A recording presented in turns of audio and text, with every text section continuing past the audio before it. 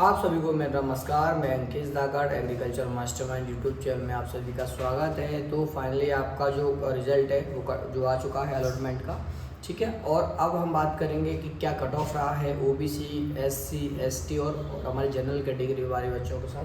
और इसी के साथ हम बात करेंगे कृषक कार्ड का कितना कट ऑफ रहा है ना, फ्रीडम फाइटर का क्या कट ऑफ रहा है। सारी बातें हम इस वीडियो के माध्यम से करने वाले हैं। जिन बच्चों का सिलेक्शन हो गया है उनको बहुत बहुत बधाइयाँ, है ना। और जो बच्चों का कुछ नंबरों से या कुछ पॉइंटों से रह गया है वो चिंता ना करें, सेकंड राउंड का वेट करें, ठीक है। किन किन बच्चों को सेकंड राउंड का वेट करना चाहिए, है ना, कितने नंबर तक उनका सिलेक्शन होने के चांसेस हैं, वो हम इस वीडियो में हम बताएंगे। इसके लिए आप हमारे वीडियो को लाइक कर दीजिए और चैनल को सब्सक्राइब कर दीजिए। Thank you. आप देख सकते हैं कि इसमें है हमारा कट ऑफ, ठीक है। कट ऑफ हमें क्या होता है, कैटेगरी वाइज बताया हुआ है यहाँ पर। कैटेगरी में हम देखेंगे सबसे पहले जनरल कैटेगरी, जनरल जिसे अनरिजर्व बोलते हैं हम, क्या अनरिजर्व कैटेगरी में हमारा 64.40 कितना का जाए कट ऑफ, 64.40 मतलब मेल, मतलब कि जो लड़के हैं जो बॉयज़ हैं उनका कट ऑफ रहा है 64.40 कट ऑफ, ठीक है। और वहीं फीमेल की हम बात करें तो फीमेल की बात करें तो इसमें है हमारा 40.40 मतलब कि आपको 40.40 आपको कट ऑफ रहा है, मतलब 20 से 25 नंबर का अंतर रहा है यहाँ जनरल के बॉयज़ और गर्ल्स में। उसके बाद हम सेकंड नंबर पर हम बात करें ओबीसी कैटेगरी के बारे में, है ना। ओबीसी में 64.64 मतलब कि 64 नंबर यहाँ पर ओबीसी के बच्चों को कट ऑफ गया है, मतलब पॉइंट आपका थोड़ा सा ज़्यादा ही हमारा ओबीसी के बच्चों को गया है यहाँ पर। और वहीं हम बात करेंगे फीमेल की, तो फीमेल का मेल से केवल 2 नंबर ही कम गया है। कितना गया है हमारा, 62.70। तो आपका 62.70 का मतलब है कि वो बच्चों का जो मेल है उनका गया 64 और फीमेल का गया 62, केवल 2 नंबर का अंतर है। लेकिन यहाँ पर हम बात करें कि जो अनरिजर्व कैटेगरी है, जनरल कैटेगरी की महिलाएं जो या मतलब जो फीमेल हैं, जो उनका कट ऑफ और हमारे ओबीसी की बच्चियों का कट ऑफ में कम से कम अपना 20 से 22 नंबर का कट ऑफ का अंतर है ना। उसके बाद हम बात करें एससी कैटेगरी में, एससी कैटेगरी में जो मेल हैं उनके जो बॉयज़ हैं उनका 45 नंबर कट ऑफ रहा है। इसके बाद हम बात करें जो फीमेल है उनका 38 नंबर कट ऑफ रहा है, ठीक है। इसके बाद हम बात करें एसटी कैटेगरी में, तो एसटी कैटेगरी में हमारा 35.25 नंबर कट ऑफ रहा है मेल का, और फीमेल का रहा है 34.25, मतलब इतने नंबर पे बच्चों को कोई ना कोई सीट मिली है। ये बीएससी एग्रीकल्चर और बीएससी हॉर्टी और बीएससी फॉरेस्ट्री के का मिनिमम कट ऑफ है। इनको इसमें बीटेक एग्रीकल्चर इंजीनियरिंग को ऐड नहीं किया गया है, ठीक है। अब कौन से बच्चे हैं जो उनको सेकंड राउंड या थर्ड राउंड का वेट करना चाहिए, तो इनके नंबर 2 से 3 नंबर, और हाईएस्ट बता रहा हूँ मैं आपको, 2 से 3 नंबर इससे कम है, माइनस आप 3 नंबर कर दीजिए इनमें सभी में, तो इतने नंबर तक बच्चे इनका सिलेक्शन के चांसेस सेकंड राउंड या थर्ड राउंड में बनेंगे। जिनके 10 नंबर कम है उनके चांसेस बहुत कम और ये आपके बिल्कुल ना के बराबर हैं। तो ठीक है, ये तो मैंने आपको कैटेगरी वाइज आपको ओबीसी के बॉयज़ और उनका ओबीसी जनरल और एससी और एसटी का मैंने बता दिया है।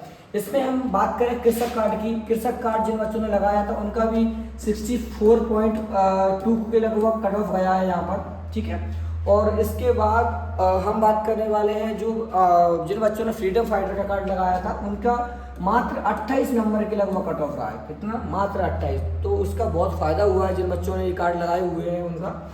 ये हमें ओवरऑल कट ऑफ की हमने बात कर ली है यहाँ पर। उसके बाद हम बात करेंगे कि आपको जो अपग्रेड करना है वो आप कैसे करना है। मैं पहले इससे पहले वीडियो में बता चुका हूँ, फिर भी एक बार मैं और बता रहा हूँ। आप जल्दबाजी में अपग्रेड का फैसला ना लें, ठीक है। अपग्रेड करने के लिए आपको क्या है, पहले क्या करना होगा, पहले अपना ये आप देख लीजिए कि आपको कौन सा कॉलेज आपको अलॉट हुआ है।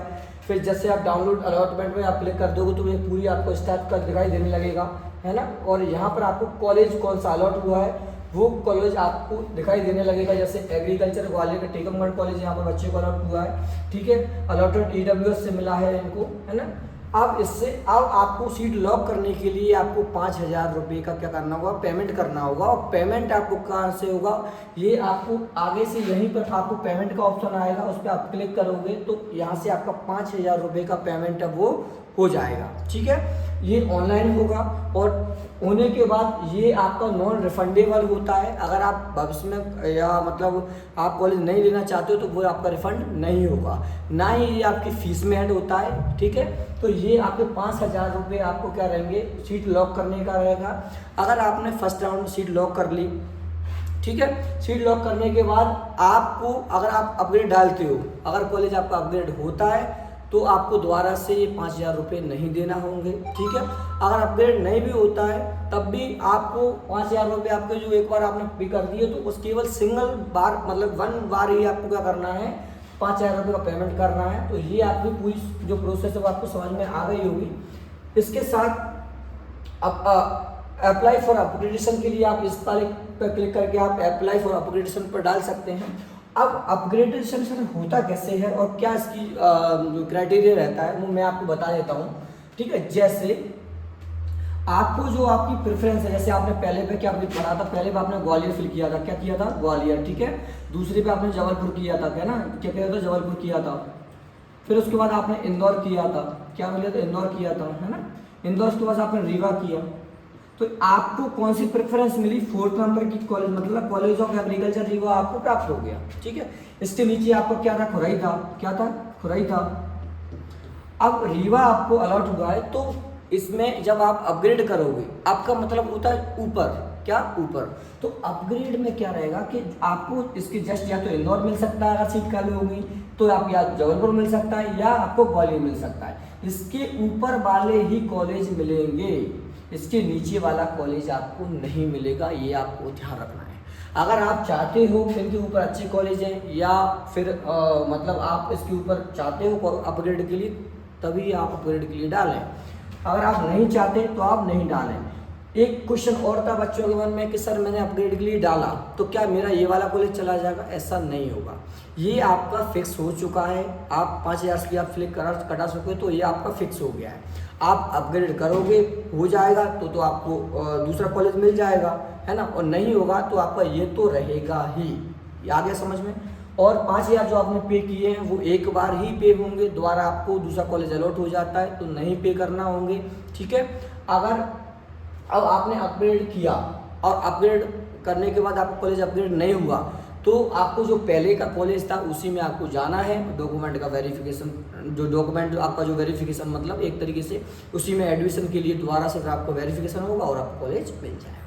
ये आपकी प्रोसेस रहती है, ठीक है। इसके अतिरिक्त भी अगर अपग्रेड से रिलेटेड कोई भी डाउट है तो आप हमारे कमेंट सेक्शन में पूछ सकते हो और इस वीडियो को अपने दोस्तों तक आप शेयर कर दीजिए जिससे उनको भी हेल्प हो जाएगी। Thank you.